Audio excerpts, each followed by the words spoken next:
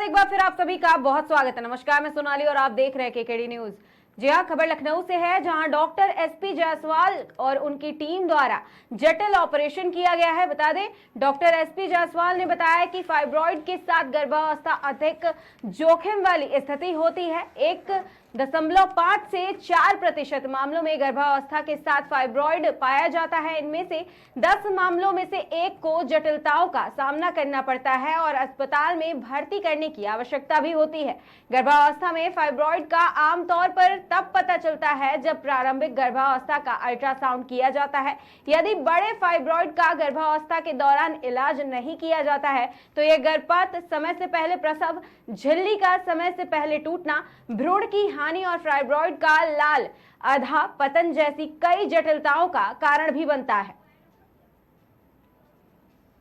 हमारी टीम बहुत अच्छी है। हमारी टीम में मेरे साथ डॉक्टर सीमा हैं, डॉक्टर पीएस शंखवार हैं, डॉक्टर मंजू हैं। लोग सब बहुत अच्छे हैं, दे आर वेरी कोऑपरेटिव। हमने इनको भी देख रेख में इन मरीज को रखा, पूरी प्रेगनेंसी तक रखा। इन्होंने हर बार जब मरीज आता था तो ये लोग मरीज को देखते थे, एग्जामिन करते थे, हमें भी बताते थे कि मैडम सब कुछ ठीक ठाक चल रहा है। और जब ये पेशेंट लेबर में गई है तो इन लोगों ने बहुत अच्छे से उसको वॉच किया, उसकी नॉर्मल डिलीवरी कराई है। ऐसे हमारा कोऑपरेशन, हमारे सारे जितनी भी हमारी टीम है बहुत अच्छी है। हमारी जो सिस्टर हैं, जो ओटी की सिस्टर, इसमें तो नॉर्मल डिलीवरी हुई, सिजारियन के समय ये भी हमारी हेल्प करती है। जो मैं भी फोटो में आपको इन पूरी टीम की फोटो भिजवाऊंगी, करवाऊंगी। तो बस आपने पूछा कि क्या परेशानी झेलनी पड़ सकती है या प्रॉब्लम हो सकती है। परेशानी ये होती है कि अगर वो बच्चेदानी से बहुत बड़ा ट्यूमर अटैच्ड है, मान लीजिए 7-8 सेंटीमीटर बच्चेदानी की वॉल में है, उस कंडीशन में हमें ध्यान रखना पड़ता है कि जो जिसमें बच्चा रहता है सैक, वो ना फटे। क्योंकि अगर बच्चा जिस एमनियोटिक फ्लूइड या जिसमें सैक में रहता है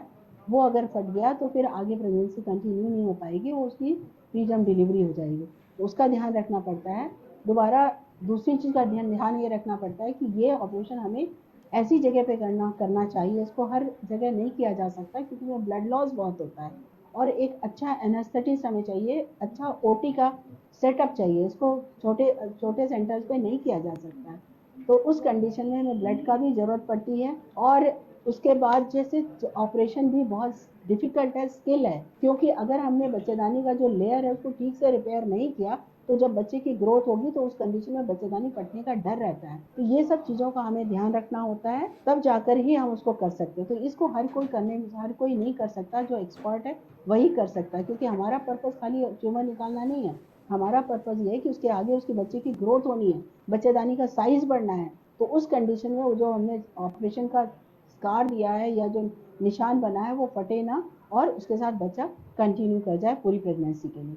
इस बात का विशेष ध्यान रखना। डिलीवरी के समय और सिजेरियन के समय में इस बात का ध्यान रखना होता है कि डिलीवरी के बाद या सिजेरियन के बाद उसको ज़्यादा ब्लीडिंग ना हो, ब्लीडिंग कंट्रोल करना होता है। और ऑपरेशन के बाद इधर उधर जो चीज़ें चिपक जाती हैं और ऑर्गन चिपक सकते हैं, उसका भी हमें बहुत ध्यान रखना पड़ता है। एक्चुअली आई वॉज प्रेग्नेंट और उसके साथ में मेरे फाइब्रॉइड भी था। फाइब्रॉइड का साइज़ बहुत ज़्यादा बड़ा था।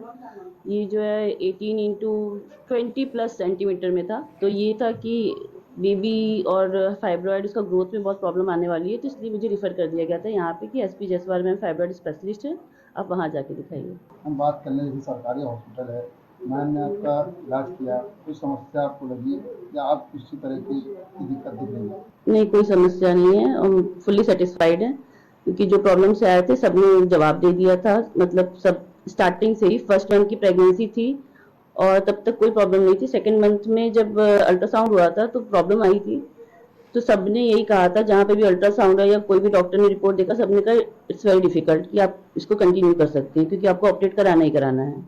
बेबी और फाइब्रॉइड इतना बड़ा साइज में है कि ग्रोथ बेबी का हो नहीं पाएगा। तो जब 3 मंथ्स तक कुछ प्रॉब्लम नहीं हुई तो उसके बाद मुझे यहाँ रिफ़र किया गया था। और यहाँ पे एसपी जायसवाल मैम ने कहा कि, जैसे कि मैम ने भी बताया होगा कि मैम ने देखा, मैम ने कहा ऑपरेट होना है, 4 मंथ्स का कंप्लीट हम लोग सिर्फ वेट करते हैं, उसके बाद फिर टीफा होगा। टीफा अगर सब कुछ सही आता है तो हम ऑपरेट करेंगे और उसके बाद प्रेगनेंसी कंटिन्यू होगा। वो आप और बच्चा दोनों से? हाँ, दोनों से। हमारी टीम बहुत अच्छी है। हमारी टीम में मेरे